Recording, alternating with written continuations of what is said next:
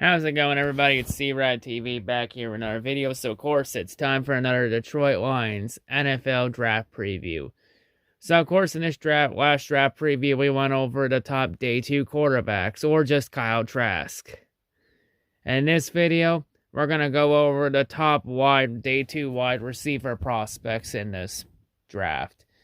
And this time, there will be more than one player we're going over this time. I can guarantee you that. Since in terms of rounds 2 and 3 of the draft, the wide receiver class is really loaded. We went over the top round 1 wide receivers, mainly the big 3. Now we're going to go over the rest of the class for rounds 2 and 3. So, let's go ahead, let's jump right into it. So the first receiver we're going to go over here, hailing out of Minnesota, standing 6'1", weighing 210 pounds, we got Rashad Bateman. So for Rashad's strengths, he has the feet of a ballerina and the route savvy of a 10-year NFL vet, but he can lose his own shadow. Initial quickness, and almost instant acceleration. At least corners on their heels, and he plays it well. He uses subtle gate shifts and shoulder dips, creates throwing angles, explodes out of his breaks, gains clearance often, even when defenders anticipate his routes, has strong hands to pluck the ball outside of his frame so he can make those big catches, and he quickly pulls it down and secures it with circus catches routine. The high points the ball like he's going for the alley-oop. In terms of his weaknesses, though, he has no known injury concerns in his career, but he does possess a relatively unimpressive frame, right around average muscular development for an NFL receiver. The jet fuel that powers his instant acceleration, his quick bursts of speed, it does run out. And he does lack that elite long speed, often maintains only a slight edge on defenders after the catch, but he fails to truly break away from them without help, so that could be an issue, especially if you're trying to get that big play out of him. He's also been listed as a receiver that could disappoint, so he's a boom or bust player for sure.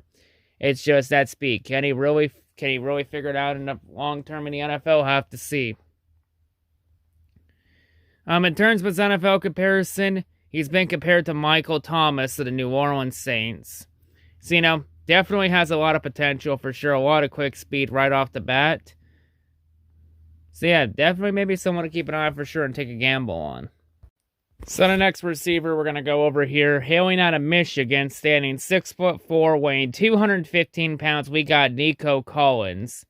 So, for Nico's strengths, he made a longest strong impressions at the Senior Bowl, with his size and his athleticism and his ability to make contested catches.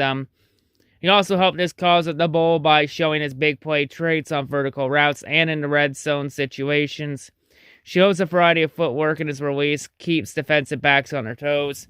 Craftsmanship is when sent up his routes stand out the most. Brings suspicion, effort, and he brings a lot of strength as a blocker. So he can also block well and help out with the run game too, which that can help too, since the Lions are really hell-bent on really trying to establish the run game. In terms of his weaknesses, though, while his speed is sufficient for a big man, he isn't going to consistently threaten to gain separation downfield, which forces him to be precise with his body control, physicality, and hands. His separation issue is perhaps more of a concern when it comes to intermediate routes, but his focus doesn't seem to be an issue. He does struggle to keep control through contact, though.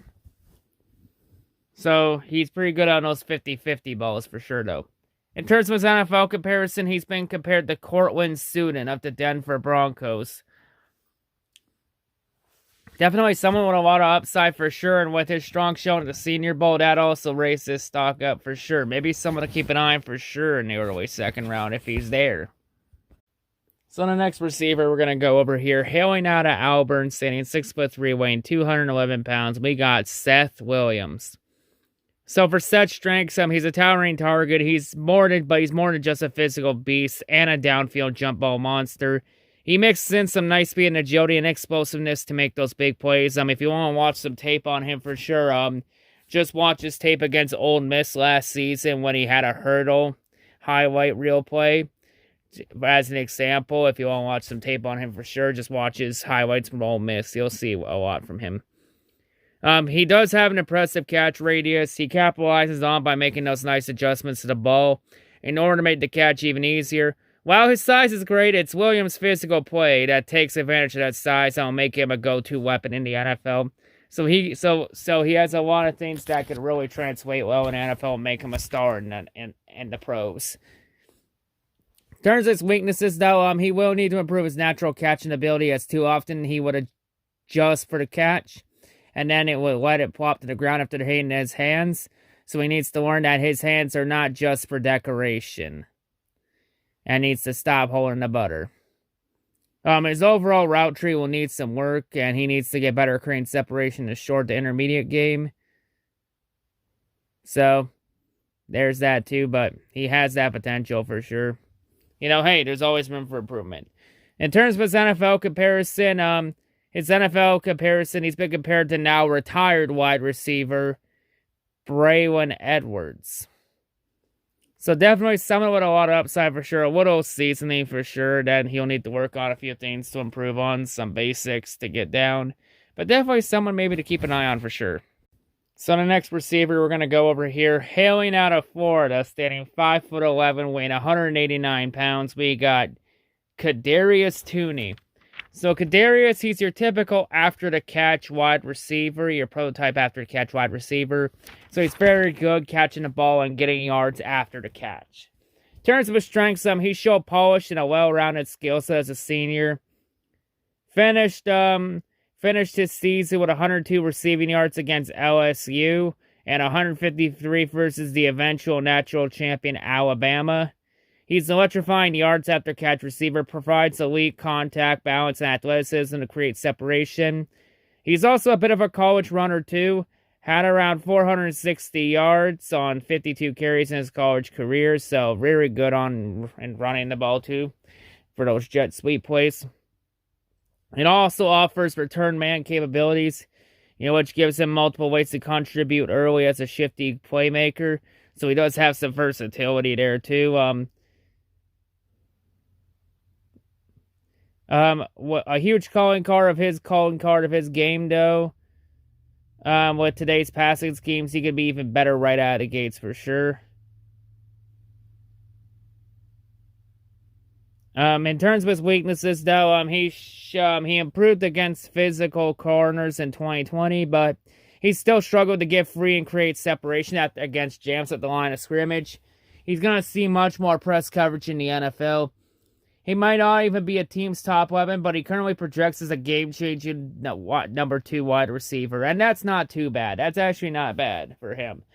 He could solidly change the game as a number 2.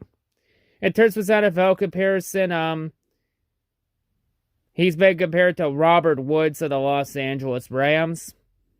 So definitely someone with a lot of upside for sure. It offers a lot of versatility and even offers some points as a runner too for the running game.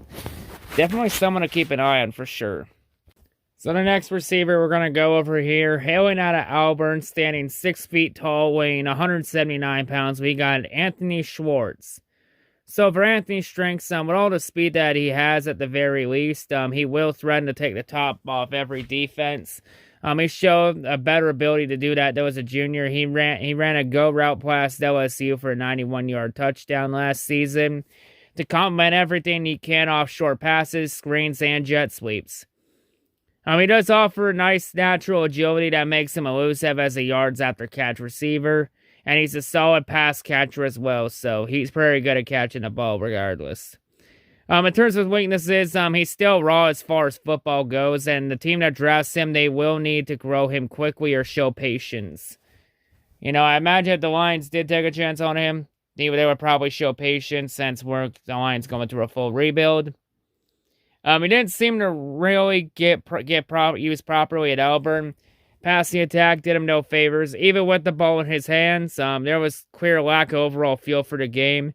And that should come with more experience. So I think the more experience he gets, the better he'll be. In terms of his NFL comparison, he's been compared to Philip Dorsett of the Seattle Seahawks. He has some upside for sure. It may take a couple seasons for him to get his footing in the NFL and to get adjusted to the game. But, if all works out, he could be someone to keep an eye on for sure. So the next receiver we're going to go over here, hailing out of Purdue, standing 5'9", weighing 180 pounds, we got Rondale Moore. So for Rondale's strengths, he's lightning in a bottle as a receiver, with his jet sweep runner and a slot receiver, so he's very good in the slot. Has terrific balance, lateral agility, and the burst to slitter his way through traffic and explode once in the open field. He possesses the straight line speed to force corners onto their heels from the snap, easily creates space for comeback and quick break routes, as well as his vertical shots, which should defenders foolishly meet him flat-footed at the stem. He's a movable chess piece on the offense and in the return game, where he has experience fielding both punts and kicks, so he does have some experience on special teams too, so has that versatility, which could help out a lot too. In terms of his weaknesses, though, he's simply too short and small for some NFL teams, and his number of routes will be limited if he can't line up on the outside, so he might be stuck as just a slot receiver in the NFL. A lot of taller, longer corners, they're going to too often blanket more on fades and vertical routes, so you won't have him for those big plays there, but you can have him for maybe checkdowns and hope he gets a lot of yards after the catch. He's mostly relegated to simple quick screens, which drags across the middle and occasional vertical shots with runs sprinkled in off of jet sweeps and reverses. And he does come with a couple durability concerns. He played 4 games in 2019 before he suffered a severe hamstring injury. And then he played in only 3 games in 2020 due to injury too. But in his limited action, he did record 35 catches. So he does come with a few red flags for injury concerns, so can he stay healthy in the long run? That's going to be the big question. In terms of his NFL comparison, he's been compared to free agent wide receiver Golden Tate, a former Detroit Lion in Golden Tate. So, definitely someone that has a lot of upside as a slot receiver for sure. In the slot, especially with Danny Amendola gone in free agency. If he can stay healthy, maybe that's going to be the big key. Can he stay healthy? If he can, he might be someone to keep an eye on for sure. So the next receiver we're going to go over here, hailing out of LSU, standing 6'3", weighing 200 pounds, we got Terrence Marshall. So for Terrence, he's your prototype blocking wide receiver, so he's very good blocking, so he can be a blocker in the run game too, which could be big interest with the Lions and tends to really prioritize the run game. So for his strengths, he's a long and proportional receiver with the height, weight, and speed that teams will crave for in the NFL. His long strides, his change of direction ability allows him to create separation at a good rate. When you combine that with his body language and his ability to sell routes, it will convince all but the most disciplined corners to make mistakes with their footwork and positioning. So he could sucker him to make a mistake and make him go the wrong way, or maybe sucker him to taking penalties too, which is a good idea too. He's a high-effort blocker, too. Won't shy away from doing the dirty work, so he can be that tough blocker to open up a route in the run game if you're going to run it to the outside. In terms of his weaknesses, though, despite being a natural hands catcher in terms of his technique, he struggles, though, with timing and his consistency at the catch point. Too often, he mainly focuses drops, and he isn't aggressive when it comes to attacking the ball in the air. He's not a particular shifty runner after the catch, and shouldn't be, though, and expected to create a ton of yards on his own, so he's very good in contested catches. In terms of his NFL comparison, he's been compared to Denzel Mims of the New York Jets, who's become a decent receiver for sure. So, definitely a receiver with a lot of upside. So, yeah, and he had some experience with Joe Burrow last year. So, someone with a lot of upside for sure, and, someone for sure to keep an eye on. Definitely someone with a lot of potential and could do some work here. Definitely someone to keep an eye on for sure. So the next receiver we're going to go over here, hailing out of West Michigan, standing 5'9", weighing 188 pounds, we have Dwayne Eskridge. And so for Dwayne, he's also been listed in this draft as one of those small school studs, so he's someone that really killed it in the small schools too. In terms of his strengths, he impressed a lot of scouts with his electric speed and route running in the practices at the Senior Bowl. He was invited to the Senior Bowl and made strong impressions, which is going to help his draft stock for sure. He could have drawn legitimate interest from the NFL as a corner too, so he could have even switched there. So there's even some versatility with him for sure. He's a quick and twitchy athlete, plays with excellent bursts, and has enough long speed to create separation on the deep ball. He's quick out of his breaks, shows the desirable stop-start ability on his routes, and he will contribute on special teams and block his butt off, so he has that versatility being a blocker in the run game and being a special teams player with whether it be returning punts or kickoffs. So some versatility right there for sure. In terms of his weaknesses, though, he doesn't look the part from a frame standpoint. His small legs, it might scare off some teams, as he looks like the type of player who could pile on lower body injuries as a pro, so there's that red flag there. Could he be injury prone? And could he have issues staying healthy in his career? He's viable after the catch, but he isn't the type of elusive runner who's going to consistently create yardage when he's targeted on screens. Best case scenario is likely a slot-only receiver at the NFL due to his size and strength limitations, so he might be only in the slot and not like a wide receiver 1 or a wide receiver 2. In terms of his NFL comparison, he's been compared to Andy Isabella of the Arizona Cardinals. Definitely someone with a lot of upside for sure, especially with the slot, and potentially being a return special teamer for sure, especially with Jamal Agnew gone. So we gotta look at special teams possibly too. But yeah, definitely someone to keep an eye on for sure, especially someone that killed in a small school district. So the next receiver we're gonna go over here, hailing out of USC, standing 6'1", weight 195. We have Amon-Ra St. Brown. So for Amon's strengths, he's a slippery route runner, has experience working on the outside and in the slot, so he has that versatility to be a bit of a do-it-all type of receiver, so he can line up almost anywhere on the receiving line. He has great flashes of body control and uses it effectively when he sets up for passes or baits defensive backs and mistakes. He's comfortable catching passes outside of his frame. There aren't many passes that seem to scare him. He isn't an elite athlete, but he should be able to consistently create separation with his agility and his burst. In terms of his weaknesses, though, he isn't undersized by any means, but he doesn't have the type of catch radius or physicality that teams will want for pure jump ball situations. He's not particularly creative or dynamic after the catch, but he won't be warranting many screens or design plays, as he lacks that elusiveness to outright evade defenders or the contact balance to keep his feet under him through contact. So, a couple things to work on there. In terms of his NFL comparison, he's been compared to Brandon Ayuk of the San Francisco 49ers. So, receiver with a lot of upside for sure, even getting all Pac-12 honors in 2020 with USC. A couple things to clean up, but still, someone maybe to keep an eye on for sure. Not bad. So the next receiver we're going to go over here, hailing out of Louisville, standing 5'9", weighing 165 pounds, we have Tre'Davious Tutu Atwell. So for Tre'Davious' strengths, he's lightning in a bottle, possessive explosive straight line speed, includes an immediate burst off the line, forces corners onto their heels. He's a balanced and coordinated athlete, able to sink his hips and change directions without significantly slowing down.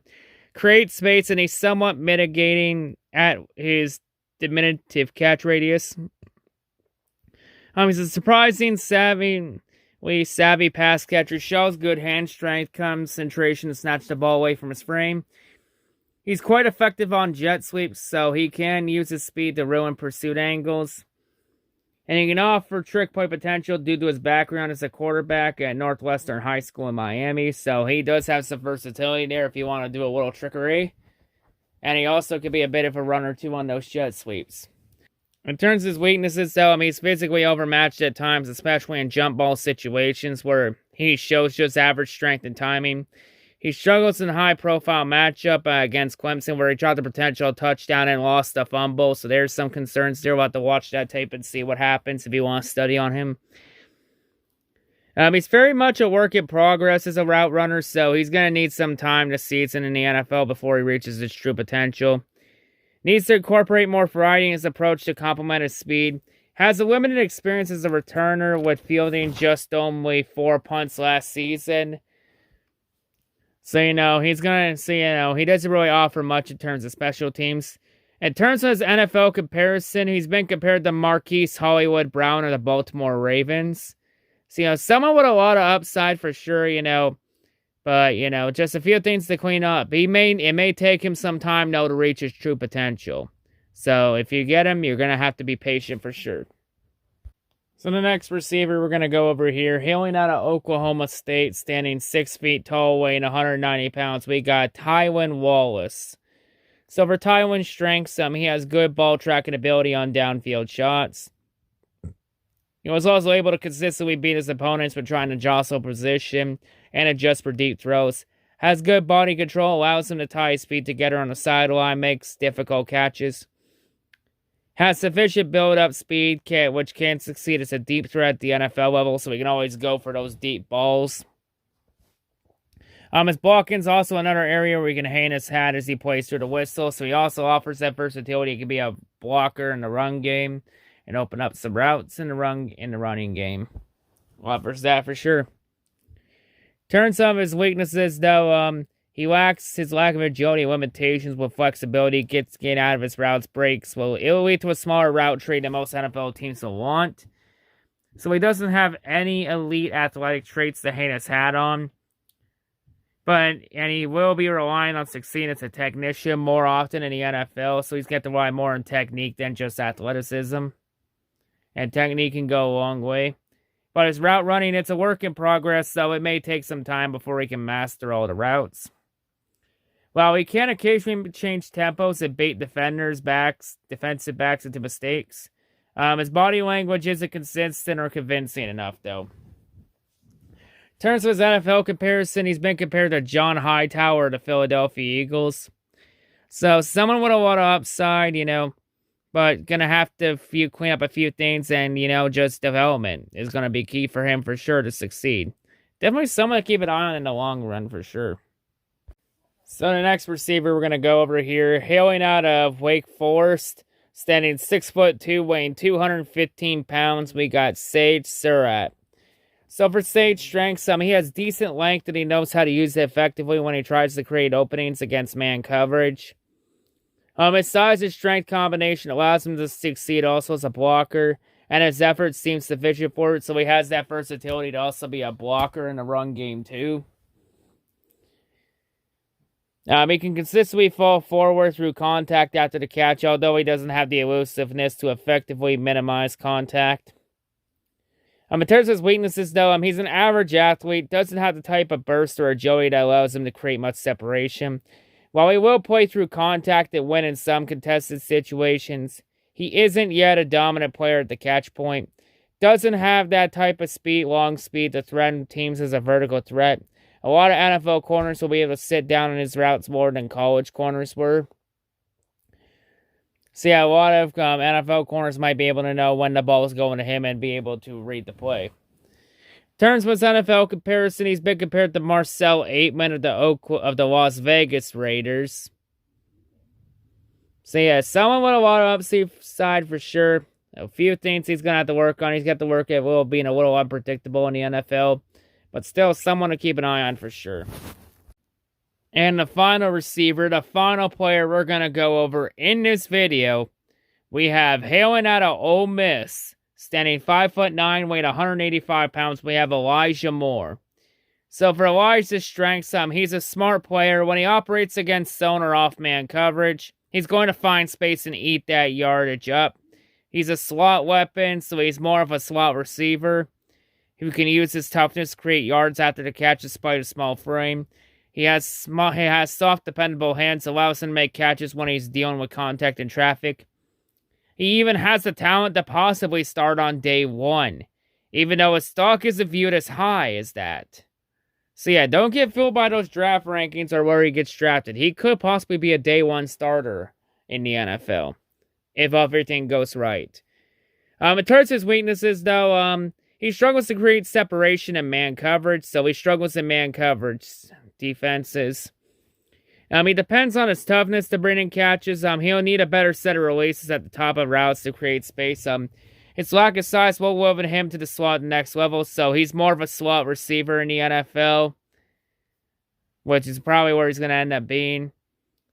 So yeah, that will limit him a bit, but he could be someone for sure. In terms of his NFL comparison, he's been compared to Cole Beasley of the Buffalo Bills. definitely someone with a lot of upside for sure, has a lot of potential for sure as a slot receiver. Even potentially even being in on day one, which, hey, more reps in the NFL on day one, the better. So, yeah, someone maybe to keep an eye on for sure in the late third round, early fourth round. Anyway, that's going to wrap it up here for this Detroit Lions NFL draft preview. So there's a lot of receivers to take a look on, especially in day two. If we're going to go for a receiver in either rounds 2 or 3, there are a lot of big play receivers that could really help the Lions on receiving game.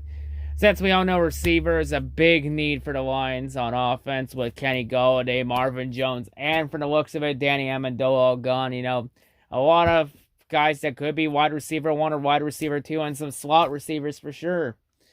So yeah, definitely some talent on the board to keep an eye on for sure. And don't worry, we're going to go over the receiver class one more time because we're going through every single position for day 3 for rounds 4 through 7. And also, as I'm about to wrap this video up, I did get the news. The NFL has confirmed their draft plans for this year. The draft will not be virtual. It will be an in-person draft, and it is taking place in Cleveland, outside of First Energy Stadium, in downtown Cleveland, outside, around the area of First Energy Center, the Cleveland Science Center. I forget the name of it. Correct me if I'm wrong. And the Rock and Roll Hall of Fame. And yes, I've actually been to the Rock and Roll Hall of Fame. It's actually a very nice facility. I went there on vacation back in 2014. So yeah, definitely. So yeah, the draft's going to be in person and it's going to take place in Cleveland. So that is official. And I wait for the pro players that want to go to the draft or not. It's going to be up to them if they want to go or not. With the pandemic and everything. But with this here, it also shows that the NFL, once again, the NFL gives zero fucks about this pandemic. Because at the end of the day, no matter what you say or what you plea, the NFL will not care. Because at the end of the day, nothing stops the Shield from pushing their agenda. If they have an agenda, they will push it and not a damn thing will stop it. Not even a pandemic. We all saw it last year when we all thought the draft was going to be postponed or pushed back. But in the end, the draft took place on scheduled in the basement of the Ginger Hammer. And from the sounds of it, it sounds like the draft is going to have fans in attendance. So we will all be there. So there will be no virtual or fake boos to the Ginger Hammer Roger Goodell. The tradition of booing Goodell in person will officially be back in business. And hopefully it will be better than ever. Because booing the commissioner, a never-ending tradition. Sorry, I gotta beat the dead horse with that. Don't fuck with tradition. But anyway, that's all I gotta say. Hail to Outsiders and hail to great Detroit Masterplan. Peace.